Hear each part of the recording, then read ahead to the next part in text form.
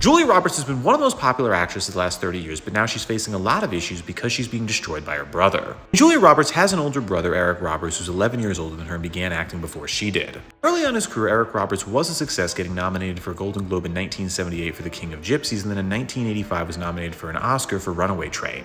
But Eric Roberts later on made a very weird career decision, that was to take every acting role offered, which is why he has over 700 movie credits to his name, but at the same time, many people just don't see him as a real brand. Then in the 90s, he was surpassed heavily by his sister Julia Roberts, who began charging $20 million a movie after the success of Erin Brockovich. But now in Eric Roberts' new book, he called out his sister Julia, saying people don't even remember him, but he's the entire reason Julia Roberts is successful. Brought up that people thank Julia Roberts for the success of his daughter Emma Roberts and forget he was an actor also. Julia Roberts' brother Eric Roberts started acting earlier and had Golden Globe and Oscar nominations. After that, Julia started to gain success, and then Eric destroyed her, saying that she is nothing without him. She is, as you can see, 20 years. Shouldn't George be doing this? Because we've established that I know George maybe a little bit better than George knows me. Yeah, you're right. I'm going to lead your hand here to a face, and there's a face. The beard length is good. I don't know about the bridge of the nose, though. That seems... all right. Okay.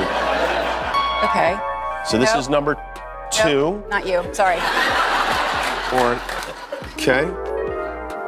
This next contestant here. How many contestants are there? Wait, you don't have a beard.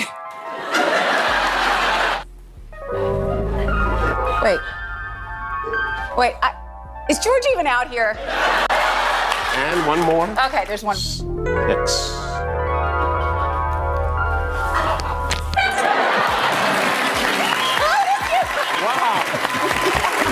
Julia Roberts identifies George Clooney, who is her co-star and BFF. Sir, you're doing a great job, but you're so quick with that stick, so why don't you sit? Because I may never be here again.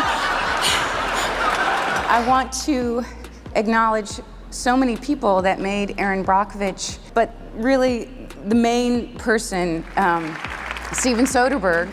You truly just made me want to be the best actor that I suppose I never knew I could be, and I made every attempt. Stickman, I see you. So I thank you for really making me feel so... I love it up here. Anyway, I start working for him again in 2 days, so I can get to you later, but my mom and just Francis and Marcus and Mike and everybody who's watching at home, Kelly, Emma, everybody, I love the world. I'm so happy. Thank you. Julia Roberts, the Oscar winner, praised the person who helped her be the best actor on the stage. Julia, Miss Robert, may we please have a couple moments? We've been out here for like 20 hours. You're the best. Can we hand you the items? Make it easier, please. Can we hand you? Can we hand you the items while you wait, please? Here, Julia was shocked when she got to know that she is not Robert. She is actually Julia Michelle. Sylvester Stallone is an old school dude. Watch him absolutely destroy woke Hollywood. You guys gotta check this out. Has had enough of woke Hollywood and political correctness in the movie industry. The evidence shows that a lot of social justice warriors are evidently angry that Stallone is taking such a conservative stand, and efforts have been made to blacklist him. And with things getting heated, Stallone has this to say. After long, hard consideration, your mother and I have decided it's time to move on. Julia Roberts has been a long-standing figure in Hollywood, but recently her embrace of woke culture has put her at odds with the industry that once celebrated her. Roberts, known for her roles in films like Pretty Woman and Erin Brockovich, has taken strong stances on social issues. But is it backfiring? And leave the state of California permanently, and we're going to go to Florida. So, we're going to be talking about just how much Sylvester Stallone is pushing against woke ideology in movies, and how this has definitely put a target on his back in more ways than one. No pressure here, right? Okay, no. Everyone loves Stallone. From his famous movies like Rambo, Cliffhanger, and Rocky, even when he plays a shark, he is amazing.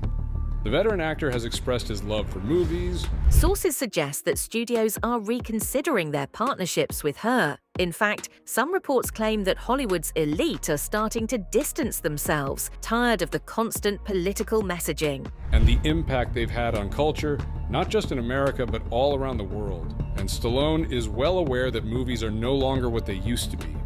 The landscape has changed, and the individuals responsible for the production of movies and shows seem to be adopting ideologies that make absolutely no sense.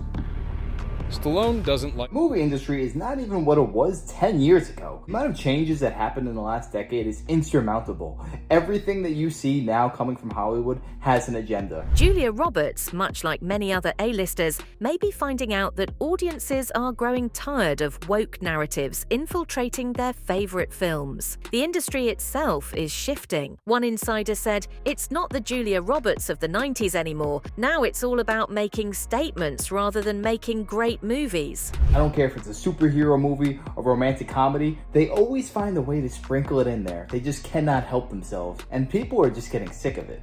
Even suggest that.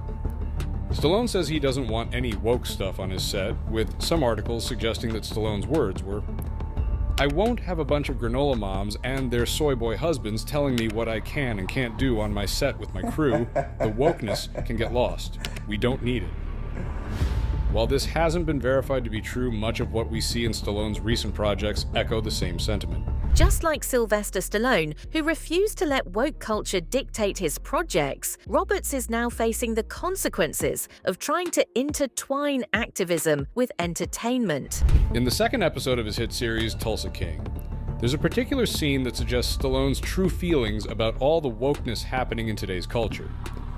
And these pronouns. What the fuck is with the pronouns? He, she, him, they, the, boom. While he may have been playing a scene, the word on the grapevine is Stallone absolutely and 100% agrees with what was said in that scene and stands by it. In a similar fashion to how Stallone has publicly pushed back against Hollywood's wokeness, some speculate that Roberts might also need to reconsider her approach if she wants to keep her place in an increasingly competitive and changing industry. What was once seen as progressive is now being viewed as overbearing, with Roberts caught in the middle of the cultural shift. It seems that due to Stallone's outright stance on having movies be movies and not some vehicle for pandering to some communities, certain individuals are unwilling to work with him. Right now, he is facing serious allegations for his alleged toxic behavior on the set of Tulsa King Season 2. News outlets reported that the casting agency Cotret Locke resigned from the set because Stallone and the director of an episode from the series had created a toxic environment for people to work in, and that he was being abusive to the crew. This isn't the first time Hollywood has seen stars suffer for their political stances. The pressure to be woke can be overwhelming, but at what cost? For Julia Roberts, it appears that her insistence on pushing a particular narrative may be damaging her relationships in the industry. Could this be the reason her career seems to be taking a hit? By referring to some of the actors playing background characters, many of which were on the heavy side of things, as ugly tub of lard and fat guy with a cane. Rose Locke, a member of the casting agency, said that she and her team will not be working with Stallone as he had no respect for other people working on set. There seems to be a lot of speculation that suggests that Stallone was being abusive to people on the set of the Paramount series, with rumors going around that he asked the director to surround him with pretty girls. Much like how Stallone dealt with critics and pushback, Julia Roberts will need to decide if she's going to continue on this path or if she'll step back from politics and return to what made her a beloved star in the first place, telling great stories on the big screen. Hollywood, it seems, is starting to destroy its own with the very ideologies it embraced. Eric Roberts talked about Julia Roberts' feud. Julia Roberts, the Ocean 12 casting, which is one of the most beautiful girls in the industry. She is amazing and she looks very natural. She's done the Botox for sure, small filler as well, but that's it. I don't think she's done plastic surgery. I will rate her 10 out of 10. Hollywood's beloved Julia Roberts was rated 10/10 due to her natural beauty. If you had to be stranded on an island with one of your former co-stars, who would it be? Would it be George Clooney, Brad Pitt, or Tom Hanks, and why? Hard to say. Well, they each provide unique assets to being stranded. I mean, Tom has done it. True. And then what does Brad bring to it? Brad brings more of just an element of companionship and optimism. George? Well, you would just laugh and get super sunburned and just laugh and then die. Julia Roberts on Ellen's show was asked if she got stuck on an island with one of the co-stars. Who would it be? How did you figure out that your own PR person was making up the feud rumors between you and Julia Roberts? Have you spoken to Julia since? I read about that. There was for years these rumors that the two of you were like for in a years, thing. Really? Wow. See, that's what happens when. You had a thing with her as well? No, I wouldn't be. We had a thing in Cannes, you know.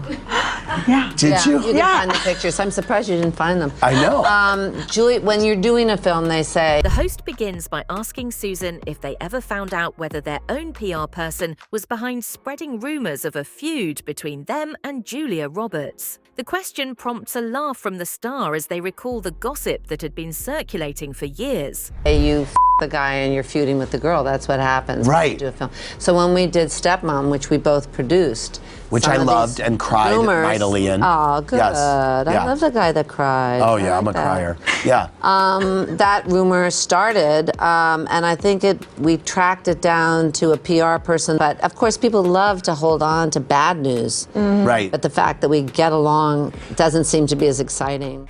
Thanks for watching. Watch more clips here. The star explains how rumors often emerge when working on films together, jokingly adding that people love the idea of a rivalry. He shares that while working on Stepmom, a film they both produced, the rumor began to spread, though in reality, they got along just fine. I'm just saying, how do you go on with your life? I just want a couple of shots, that's all. You're gonna be going, right? Yeah. Sure. I'll be gone for the night. Because it looks like you need a shower. You don't need to call everybody else either. Huh? Are you gonna call everybody else? No. Take your shots and let's rock.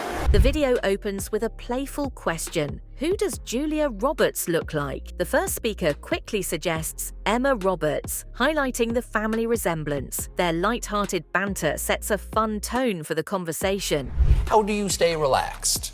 Do you have any hobbies? Do you have any things that you do to relax you? I do. Well, I play mahjong with my girlfriends once a week. That's probably my... The chat continues with another name brought into the mix, Juliette Binoche. The star shares a humorous anecdote about seeing their own face in magazines, only to realize it turns out I flatter myself because it's Jennifer Garner. The group laughs, appreciating the beauty of both actresses. That is. You play for cash? Is this for green? You know, we don't bet, and a lot of people say I'm missing the point by not betting, but it's just sort of, it's a friendly game. It's about food, and we catch up and we play mahjong, and it's just a great joy. The mood shifts slightly as the question arises. Who is Julia Roberts' baby daddy? With a cheeky grin, the star responds, well, that would mean I have a baby with someone I'm not married to. The group erupts in laughter, and another voice chimes in. Right, NA, not applicable, keeping the playful spirit alive. Can you when you were upset personally, could you keep it out of the professional life? Oh, sure. Oh, yeah, that's easy. Even though we read with Steven Spielberg when you went in to do Hook that he felt that Steven Spielberg, I find quite confused in his recollection of me. The atmosphere is electric as the nominees for Best Performance by an Actress in a Leading Role are announced. The list includes Joan Allen in The Contender, Juliette Binoche in Chocolat, Ellen Burstyn in Requiem for a Dream, Laura Linney in You Can Count on Me, and Julia Roberts in Erin, Brockovich. Anticipation builds as everyone waits for the winner to be revealed. So clear it up. I never had a moment's trouble, sorrow, reflection, anything on the set of Hook. There's no doubt in my mind. The moment arrives and the Oscar goes to Julia Roberts. This marks her first Academy Award, despite being nominated twice before for Pretty Woman and her supporting role in Steel Magnolias. Cheers erupt in the crowd as she takes the stage, visibly overwhelmed with joy. And he talked more about his personal life. I know more about, him and his life and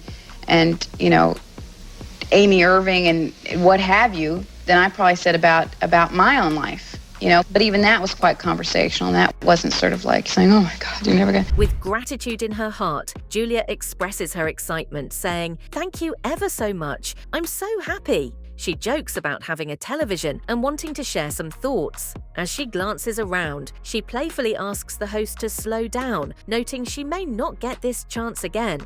It was just so, I find him to be, unfortunately, not as good at remembering the time that we spent together as I am. Julia reflects on the incredible honor of being recognized alongside such talented actresses as Joan Allen, Juliette Binoche, Laura Linney, and Ellen Burstyn. It's a triumph to be included with this group, she shares, humorously noting that her name starts with R, always placing her last on lists but still feeling proud. Julia? Yes? I was cut out of the movie. I'm sorry. Was it our love scene? Do you think it would have made it an R and not a PG-13? Is that? If you'd kissed me with 2 lips instead of 1, but that's my specialty. You might have made the cut. Sorry. Another failure. The truth hurts. It does hurt. But thanks for telling everyone. She takes a moment to thank everyone who contributed to Erin Brockovich, mentioning Universal Pictures, Kevin Misher, and the entire crew. Julia emphasizes how much fun the movie was to make and praises her co-stars, calling out Albert Finney and the wonderful actors who played her children. I could have gone back with some other story. 2 lips, baby. Remember get in that. there. All right, fine. Yeah, you gotta get in there. You know what? I want to tell you this, that even if you were... What? What? You look skeptical already. Because that's just quite an opening to a sentence. What? Even if I were what, a man? No! Julia acknowledges the script's writers, Richard LaGravenese and Susanna Grant, expressing her gratitude for their amazing work. She then turns to director Steven Soderbergh, thanking him for inspiring her to push her limits as an actor. "You truly made me want to be the best I could be," she says sincerely. No, even with the suit on, I still loved you. Thank you. Yes, so remember that. If things get bad, you eat a lot of cheese, which I understand you've been eating. I love cheese. I eat a lot of cheese now. Look at me go. I'm from Wisconsin. It was perfect. Are you really? Yes. Oh, you're the cheese man. Oh, great. As her speech continues, Julia expresses her love for everyone who has supported her, including her family and friends. She thanks her agent and all those watching at home, sharing her joy with the world. "I love the world, and I'm so happy," she concludes, radiating pure happiness and gratitude. Stay tuned for more.